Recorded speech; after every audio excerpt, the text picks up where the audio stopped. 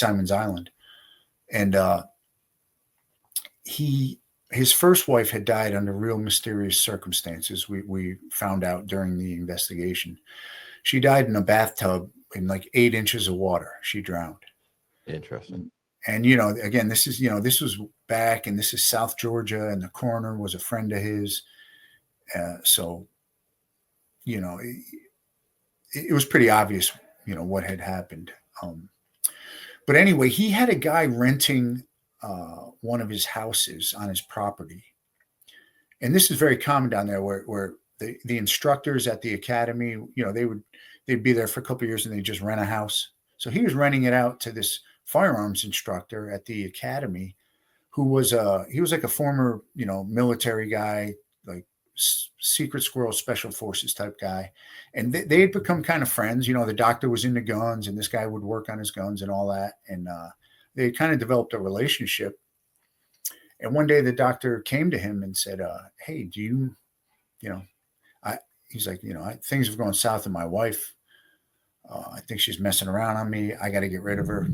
Do you know anyone who does that kind of stuff in your, in your community, like some mercenary or whatever?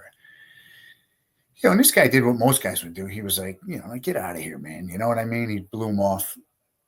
And then, the doctor came back and asked him again, like, in a serious way. And so this guy who he was really vilified in the trial, but, because the defense always has to pick one person to vilify, but he did the right thing. He went to the closest ATF office, which happened to be my office up in Savannah. And he asked to see the supervisor, and he told my supervisor the situation. So my supervisor called me in and told him to tell me the story, and he did. And so I gave this guy my cell phone, my undercover cell phone. And I said, listen, don't approach him again or don't say anything.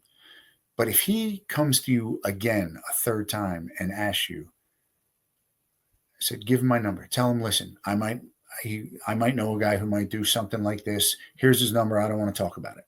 Right. So I kind of forgot about it. These things happen a lot, as as law enforcement. These things happen more than you think, and the majority of times it's just talk, right? Guys saying they want to kill their wife, a wife saying they want to get rid of their husband. And they talk big, but it never actually, they don't take that next step. So a couple of weeks go by and I kind of forgotten about it. And I'm in the supermarket with my wife one day, and I get a call on my undercover phone from a number I don't recognize. I answer, and is this Sal? Yeah, this is the